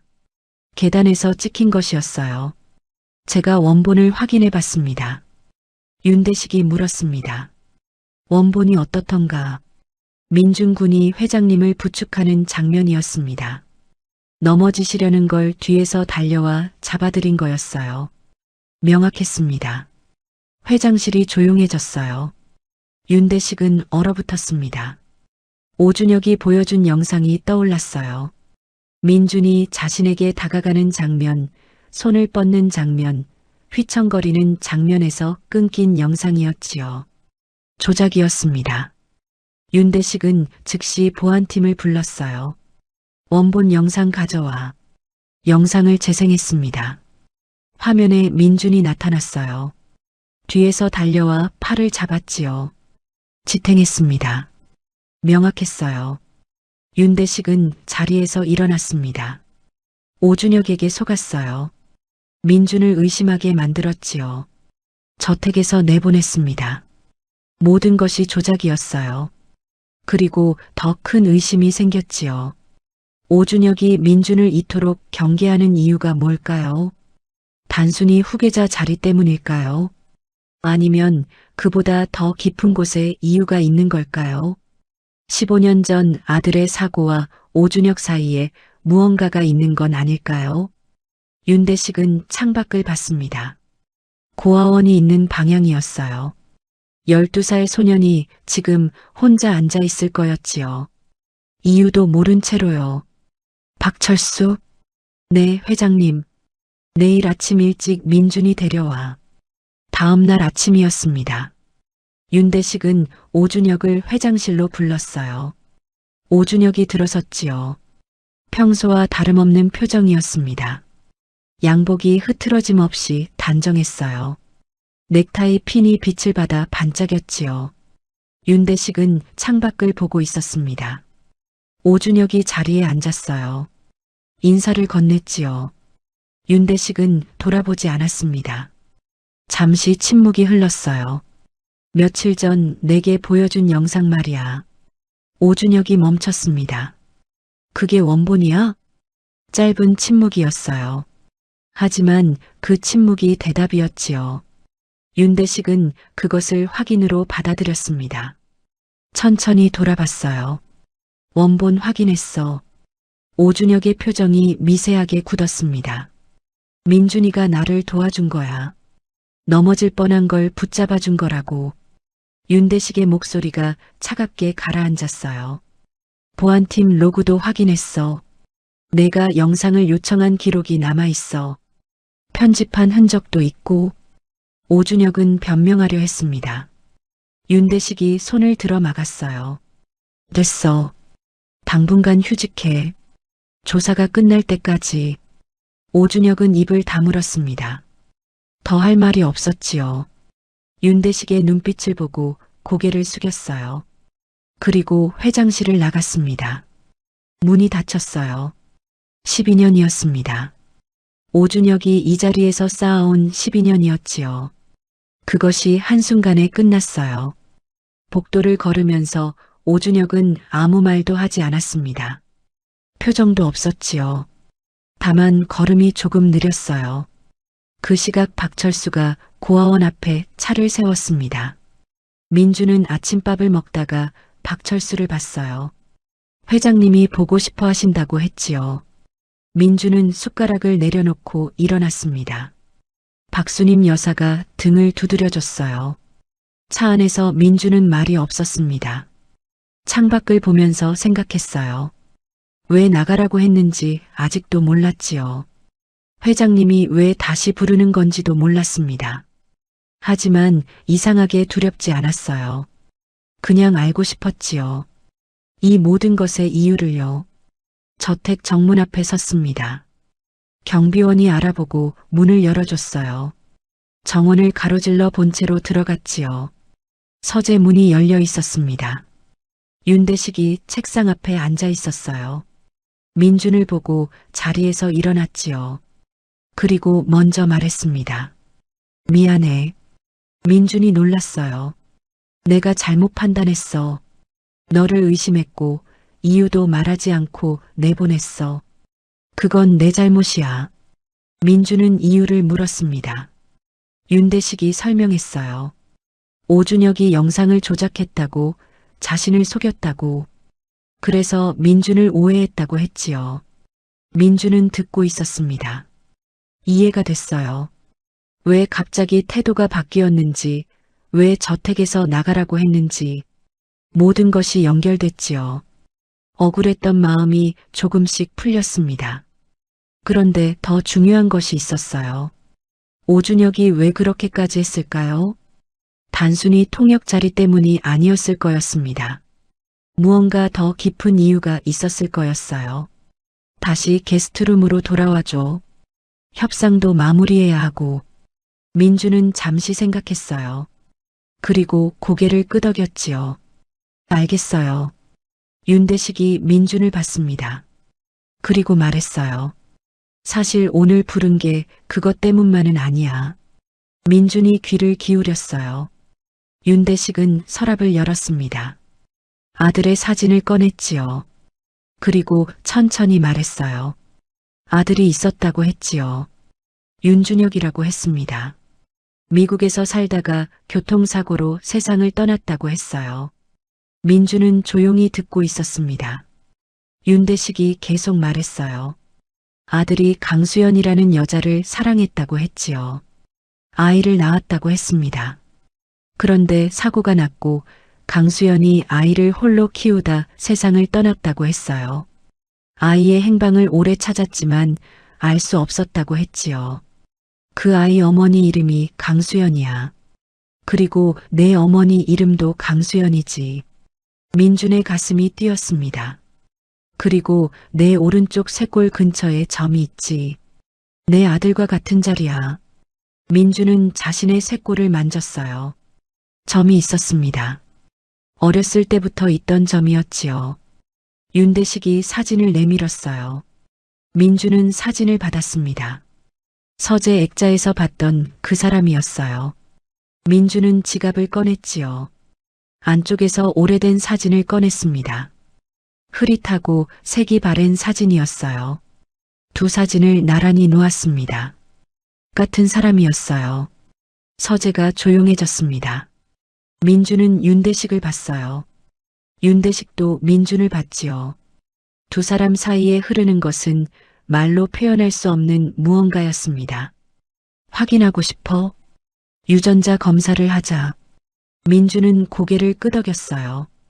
자신도 알고 싶었습니다. 그리고 그날 오후였어요. 윤대식은 오준혁 조사를 보안팀에 맡겼습니다. 단순한 영상 조작으로 시작했지만 말로 표현할 수 없는 무언가가 있었습니다. 파고들수록 더 많은 것이 나왔어요. 15년 전이었습니다. 윤준혁이 미국에서 교통사고로 세상을 떠나기 한 달 전이었어요. 오준혁이 미국에 출장을 다녀온 기록이 있었지요. 공식 출장이 아니었습니다. 개인 일정으로 처리된 것이었어요. 그리고 사고가 난 날 밤이었지요. 윤준혁의 휴대폰 마지막 통화 기록이 확인됐습니다. 한국 번호였어요. 오준혁의 번호였지요. 윤대식은 그 기록을 보고 오래 앉아 있었습니다. 손이 떨렸어요. 아들이 사고 직전 오준혁과 통화했다는 것이었지요. 민준이 기억한다고 했습니다. 아버지가 전화를 받고 손이 떨렸다고 했어요. 핸들을 잡은 손이 떨렸다고 했지요. 그 전화가 오준혁이었습니다. 아직 모든 것이 밝혀진 건 아니었어요. 하지만 실마리가 잡혔지요. 오준혁이 왜 민준을 그토록 경계했는지, 왜 저택에서 내보내려 했는지, 왜 12년을 충성스러운 참모처럼 굴면서 그 자리를 지켜왔는지. 윤대식은 법무팀을 불렀습니다. 15년 전 미국 교통사고 관련해서 다시 조사해. 모든 기록을 다 뒤져. 일주일이 지났어요. 협상 최종 서명식이 먼저였습니다. 호텔 대연회장이었지요. 처음 제임스가 쓰러졌던 바로 그곳이었어요. 하지만 이번에는 분위기가 완전히 달랐습니다. 양측 대표가 서명했어요. 수천억 규모의 기술 협력이 확정됐지요. 박수가 터졌습니다. 제임스가 민준에게 다가왔어요. 이번 협상이 성공한 건 민준 덕분이라고 했습니다. 통역을 넘어 신뢰를 만들어줬다고 했어요. 민준이 고개를 숙였지요. 제임스는 명함을 건넸습니다. 언제든지 연락하라고 했어요. 일자리가 필요하면 도와주겠다고 했지요. 서명식이 끝나고 사흘 뒤였습니다. 유전자 검사 결과가 나왔어요. 윤대식과 민준은 함께 병원에 갔지요. 의사가 결과를 설명했습니다. 양성이었어요. 윤대식과 민준은 혈연 관계가 맞았습니다. 할아버지와 손자였지요. 의사가 나가고 진료실에 둘만 남았어요. 윤대식은 민준을 봤습니다. 민준도 윤대식을 봤지요. 말이 필요 없었어요. 윤대식이 먼저 손을 내밀었습니다. 민준은 그 손을 잡았지요. 따뜻했어요. 윤대식의 눈에서 눈물이 흘렀습니다. 민준도 눈물을 참을 수 없었지요. 15년 만에 찾은 가족이었습니다. 구두통을 메고 계단 끝에 앉아있던 12살 소년이 이제 가족이 생겼어요. 그리고 민준이 한동안 가슴에 묻어두었던 말을 꺼냈습니다. 아버지가 전화를 받던 그날 밤 이야기였어요. 낮고 긴장된 목소리였다고 했지요. 전화를 끊고 핸들을 잡은 손이 떨렸다고 했습니다. 뒷좌석에서 그것을 봤다고 했어요. 윤대식은 조용히 들었습니다. 그리고 말했어요. 그 전화가 누구에게서 온 것인지 이제 알고 있다고. 밝혀내겠다고. 반드시 밝혀내겠다고 했지요. 민준의 눈물이 다시 흘렀습니다. 혼자가 아니었어요. 이제 더 이상 혼자가 아니었지요. 홀로 버텨온 시간이 거짓말처럼 녹아내렸습니다. 그날 저녁 윤대식은 저택에서 작은 모임을 열었습니다. 박철수와 오래된 직원 몇 명을 불렀어요. 박수님 여사도 왔지요. 윤대식이 자리에서 일어났습니다. 사람들을 둘러봤어요. 그리고 말했지요. 민준이가 내 손자입니다. 이제부터 가족으로 함께 살 겁니다. 잠시 침묵이 흘렀어요. 그리고 박수가 터졌습니다. 박철수가 눈가를 닦았어요. 20년을 윤대식 곁에서 일한 사람이었지요. 회장님이 다시 가족을 찾은 것을 진심으로 기뻐했습니다. 박수님 여사는 민준의 손을 꽉 쥐었어요. 말이 없었지요. 하지만 그 손에 모든 것이 담겨 있었습니다. 여사는 민준의 귀에 조용히 말했어요. 잘 됐다고 했지요. 정말 잘 됐다고 했습니다. 그 말이 전부였어요. 하지만 민주는 그 말 한마디에 목이 메었지요. 고아원에 처음 왔을 때부터 아무것도 묻지 않고 받아줬던 사람이었습니다. 밤늦게 홀로 한숨을 쉬면서도 아이들 앞에서는 웃음을 잃지 않았던 사람이었지요. 민주는 그 손을 두 손으로 꼭 쥐었어요. 그 자리에서 민주는 사람들의 축하를 받았습니다. 낯설었어요. 하지만 나쁘지 않았지요. 오히려 따뜻했습니다. 가슴 어딘가가 조금씩 채워지는 느낌이었어요. 오래 비어있던 자리가 메워지는 느낌이었습니다. 윤대식이 민준에게 말했어요. 이제 게스트룸이 아니라 본체에서 지내. 아버지 방을 너한테 줄게. 민주는 망설였습니다. 아버지의 방이라는 말이 무겁게 들렸어요. 한 번도 본 적 없는 아버지의 방이었지요. 그 방에서 지낸다는 게 실감이 나지 않았습니다. 하지만 윤대식의 눈빛을 보고 고개를 끄덕였어요. 알겠어요. 한 달이 지났습니다. 민주는 본체에서 지내고 있었어요. 아버지의 방이었지요. 처음에는 어색했습니다. 낯선 공간이었어요. 하지만 점점 익숙해졌지요.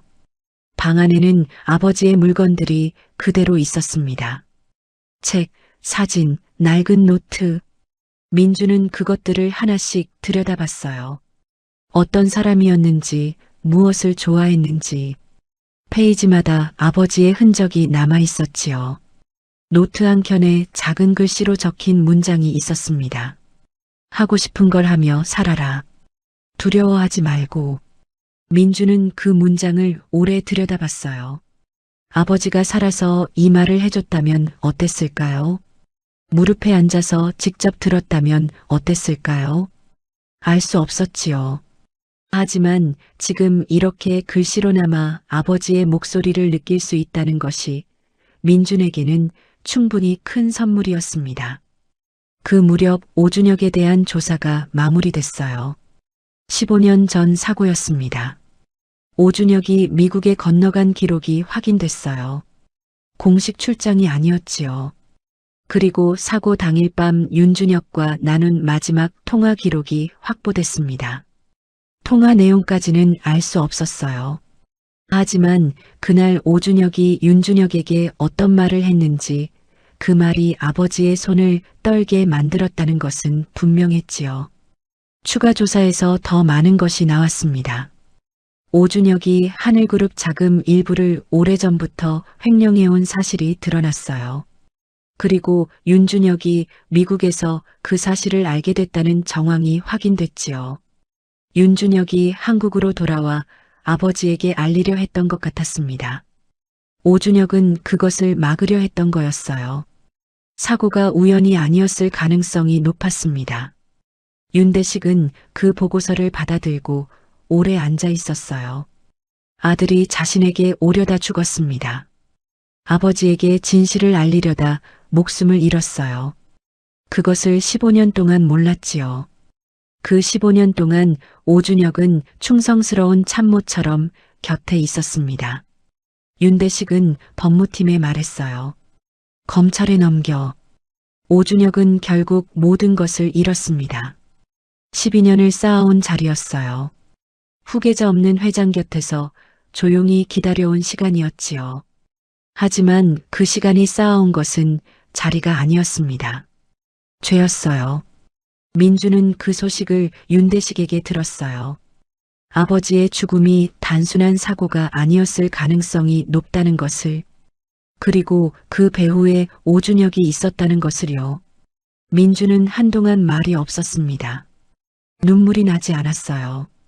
너무 오래 기다려온 대답이었기 때문이었지요. 그냥 고개를 끄덕였습니다. 알았다고 했어요. 감사하다고 했지요. 윤대식이 민준의 어깨에 손을 얹었어요. 말이 없었습니다. 그냥 그렇게 있었지요. 그것으로 충분했어요. 몇 달 뒤 하늘그룹에서 신규 사업 발표회가 열렸습니다. 하트 테크놀로지와의 기술 협력 프로젝트였어요. 언론이 모였고 카메라가 켜졌지요. 무대 위에 윤대식이 섰습니다. 그리고 옆에 민준이 섰어요. 제임스도 화상으로 참여했습니다. 화면에 그의 얼굴이 보였어요. 미소를 짓고 있었지요. 윤대식이 마이크를 잡았습니다. 이 프로젝트는 실내에서 시작됐습니다. 한 아이의 용기와 능력이 만들어낸 결과예요. 민준이 옆에서 그 말을 영어로 옮겼지요. 정확하고 또렷하게요. 발표가 끝나고 박수가 터졌습니다. 조명이 밝았어요. 카메라가 민준을 향했지요. 1년 전이었다면 상상도 못했을 장면이었습니다. 호텔 계단 끝에 앉아 구두통을 메고 있던 12살 소년이었어요. 5만 원짜리 한 장이 큰돈이었던 소년이었지요. 가족도 없었고 미래도 보이지 않았던 소년이었습니다. 하지만 지금은 달랐어요. 가족이 있었습니다. 꿈이 있었지요. 그리고 자신을 기다려주는 사람이 있었어요. 어느 날 민주는 윤대식에게 말했습니다. 할아버지, 드릴 말씀이 있어요. 윤대식이 고개를 들었지요. 제임스 대표 제안을 받아들이려고요. 미국이랑 한국을 오가면서 통역 일을 해보고 싶어요. 완전히 떠나는 게 아니라 오고 가면서요. 윤대식은 잠시 민준을 봤습니다. 그리고 고개를 끄덕였어요. 잘 생각했어. 내 길을 가야지. 잠시 멈췄다가 덧붙였지요. 언제든지 돌아올 곳이 있다는 거 잊지 마. 민준은 감사하다고 했어요. 할아버지라는 단어가 아직도 낯설었습니다. 하지만 이상하게 따뜻했지요. 평생 한 번도 써본 적 없는 단어였어요. 앞으로 평생 쓸 수 있는 단어가 됐습니다. 마지막으로 고아원에 들렀어요. 박수님 여사가 문 앞에 나와 있었습니다. 아이들이 마당에서 뛰어놀고 있었지요. 민주는 마당을 둘러봤어요. 처음 이곳에 왔을 때가 떠올랐습니다. 아무것도 없었고 아무 말도 하기 싫었던 시절이었지요. 여사님, 저 잘 다녀올게요. 박수님 여사가 고개를 끄덕였습니다. 눈가가 촉촉했어요. 손을 내밀었지요. 민주는 그 손을 잡았다가 살며시 놓았어요. 돌아서서 걸었습니다. 고아원 방 한켠에는 구두통이 접혀 있었어요. 더 이상 매지 않아도 됐지요. 하지만 버리지 않았습니다. 언제든 꺼내볼 수 있도록 그 자리에 뒀어요. 그것이 시작이었거든요. 12살 소년의 새로운 인생이 시작된 자리였지요. 구두통을 메고 계단에 앉아있던 소년은 이제 없었습니다. 하지만 그 소년이 있었기에 지금의 민준이 있었어요. 구두약이 밴 손이 있었기에 오늘의 따뜻한 손이 있었지요. 혼자였기에 이제 가족의 소중함을 알았습니다. 새로운 시작이었어요. 민주는 하늘을 올려다봤습니다. 파랬어요. 구름이 없었지요. 아버지가 좋아했을 것 같은 하늘이었습니다. 어머니가 예뻐했을 것 같은 하늘이었어요. 다 봤죠? 민주는 혼자 중얼거렸습니다. 그리고 걸었어요. 앞으로요. 구두약이 밴 손을 한 12살 소년이 할아버지를 찾기까지 긴 이야기를 끝까지 함께 해주셔서 진심으로 감사드립니다. 아버지의 진실을 찾아 혼자 한국 땅을 밟은 소년이었어요. 말도 서툴고 아는 사람도 없었지요.